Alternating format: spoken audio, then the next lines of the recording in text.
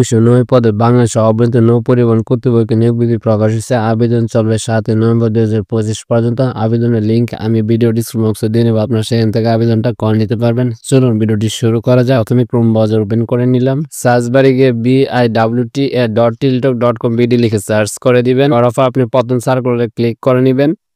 করার পর দেখতে পাচ্ছেন যে ডিসলাইন ৭ নভেম্বর ২০২৫ অ্যাপ্লিকেশন ফর্ম ক্লিক করতে এখানের উপর ক্লিক করে নেবেন। করার পর সার্কুলার ক্লিক করে নেক্সটে ক্লিক করে দিবেন। এখানে দেখতে পাবেন যে আপনি যে পোস্টে আবেদন করবে এখানে পোস্টগুলো শো করেছে। আপনি কোন পোস্টে আবেদন করবেন। আমি কম্পিউটার অপারেটর হিসেবে আবেদন করবো, এটা সিলেক্ট করে নিলাম। সিলেক্ট করার পর নেক্সটে ক্লিক করে দিবেন। করার পর আপনি নো সিলেক্ট করে আবার নেক্সটে ক্লিক করে দিবেন। এখানে দেখতে পাচ্ছেন অনেক বড় একটা ফর্ম চলে আসছে। আপনাকে এই ফর্মটা ফিল আপ করতে হবে। কি ফিল আপ করতে হবে এখন আপনাদেরকে আমি বলে দিচ্ছি। অ্যাপ্লিকেশন নেম আপনার নাম এখানে ইংলিশে লিখে নিতে হবে। আবেদনকারী নাম বাংলায়, আপনার নাম এখানে বাংলাতে লিখে নিতে হবে। ফাদার্স নেম আপনার পিতার নাম এখানে ইংলিশে লিখে নিতে হবে। পিতার নাম বাংলা, আপনার পিতার নাম বাংলাতে লিখে নিতে হবে।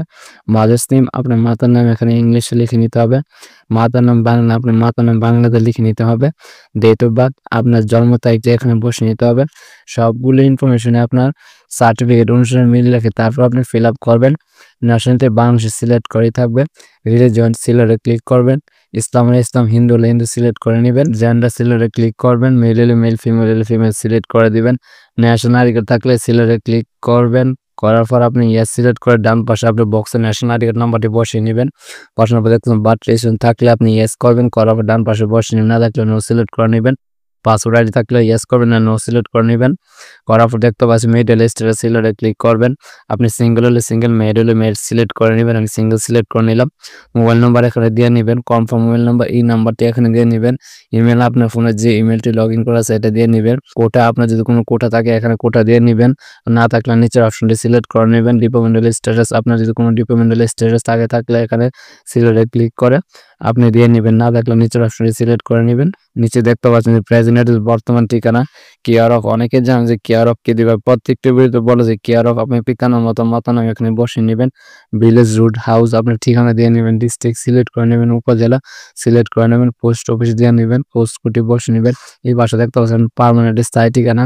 আপনার বর্তমান ঠিকানার সাথে যদি স্থায়ী ঠিকানা ঠিক থাকে তাহলে উপরে দেখতে পাচ্ছেন যে সেম এজ প্রেজেন্ট এজ একটা বক্স আছে, এই বক্সে ক্লিক করে নেবেন। আর যদি বর্তমান ঠিকানার সাথে স্থায়ী ঠিকানা ঠিক না থাকে তাহলে আপনি এক এক করে বসিয়ে নেবেন। এসএসসি শিক্ষাগত যোগ্যতা আপনি এক্সামিনেশন সিলেক্টে ক্লিক করবেন। করার পর আপনি এসএসসি দাখিল সিলেক্ট করে নেবেন। রোল নাম্বারটি বসিয়ে নেবেন।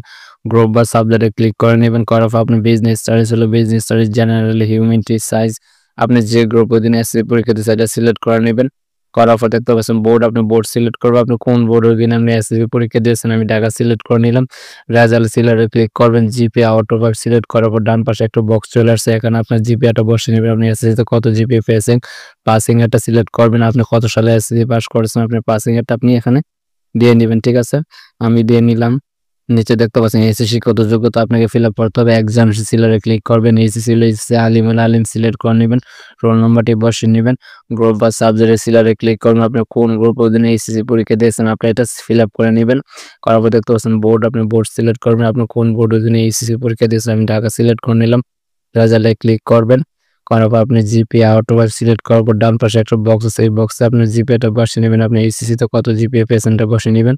পাসিং এর সিলারে ক্লিক করবেন। আপনি কত সালে এইচএসসি পাস করছেন আপনি পাসিং এটা আপনি এখানে দিয়ে নেবেন। ঠিক আছে, নিচে দেখতে পাচ্ছেন গ্রাজুয়েট, মাস্টার, জব এক্সপিরিয়েন্স আমি দেখতে পাচ্ছেন যে ডিকশন দিয়ে নিয়েছি। ডিকশন দিলে কিন্তু আপনার ফর্মটা শো করবে। এখানে আপনার গ্রাজুয়েট যোগ্যতা দিয়ে নিতে পারবেন।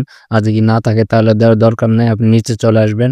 এখানে দেখতে পাচ্ছেন আদার কোয়ালিফাইং এক্সপিরিয়েন্স আমি দুইটা অপশন এখানে একটা ইয়েস একটা নো সিলেক্ট করে নিয়েছি। অন্যান্য পোস্টে কিন্তু এই আদার কোয়ালিফাইং এক্সপিরিয়েন্স থাকবে না, শুধু কম্পিউটার অপারেটর পোস্টেই থাকবে। যেহেতু আমি কম্পিউটার অপারেটর পোস্টে আবেদন করতে চাই জন্য আমাকে আদার কোয়ালিফাইং এক্সপিরিয়েন্স সিলেক্ট করে নিতে হয়েছে। নিচে দেখতে পাচ্ছেন একটা ভেরিফিকেশন কোড দিয়েছে, ইজিবিজি এই কোডটা এখানে বসে নেবেন। অলরেডি আমি কোডটা বসানোর পর নিচে একটা বক্স আছে, বক্সে ক্লিক করুন। করার সাবমিটে ক্লিক করে দিবেন। অলরেডি দেখতে পাচ্ছেন আমি আগে যে ইনফরমেশনগুলো ফিল আপ করেছি সবগুলো ইনফরমেশন এখানে চলে আসছে। আগে ইনফরমেশন যদি কোনো বোল্ডেড হয়ে থাকে নিচে দেখতে পাচ্ছেন যে change needed click to edit application, এখানে ক্লিক করে কিন্তু আপনি চেঞ্জ করে নিতে পারবেন। যেহেতু আমার সবগুলো ইনফরমেশন ঠিক আছে এর জন্য আমি চেঞ্জ করতে চাচ্ছি না। নিচে দেখতে পাচ্ছেন ফটো সিগনেচার আপলোড করতে হবে। ফটো 300 পিক্সেল আপলোড করতে হবে, সর্বনিম্ন 100 কেবি। সিগনেচার 380 পিক্সেল আপলোড করতে হবে, সর্বনিম্ন 60 কেবি। আপনি যদি না জানেন তাহলে আমার ভিডিও ডিসক্রিপশন বক্স থেকে ভিডিওটা দেখে নেবেন, তাহলে খুব সহজে আপনার ফটো এবং সিগনেচার আপনি করে নিতে পারবেন। যেহেতু আমার করা আছে এর জন্য আমি গ্যালারি থেকে নিয়ে নিচ্ছি। ক্লোজ ফাইলে ক্লিক করে অলরেডি দেখতে পাচ্ছেন আমার ফটো এবং সিগনেচার বসানো হয়ে গেছে। বসানোর পর নিচে দেখতে পাচ্ছেন একটা বক্স আছে, বক্সে ক্লিক করবেন, করার পর সাবমিটে ক্লিক করে দিবেন। অলরেডি দেখতে পাচ্ছেন যে আমার আবেদনটা কিন্তু সম্পূর্ণ হয়েছে। অ্যাপ্লিকেশন কপি ডাউনলোড করার জন্য নিচে দেখতে পাচ্ছেন ডাউনলোডে ক্লিক করে নেবেন। এইভাবে কিন্তু আপনারা চাকরির আবেদন করে নিতে পারবেন। সো ভিডিওটি যদি ভালো লাগে থাকে অবশ্যই চ্যানেলটি সাবস্ক্রাইব করবেন এবং দুর্দান্ত লেভেলের ভিডিও পাওয়ার জন্য সঙ্গেই থাকুন।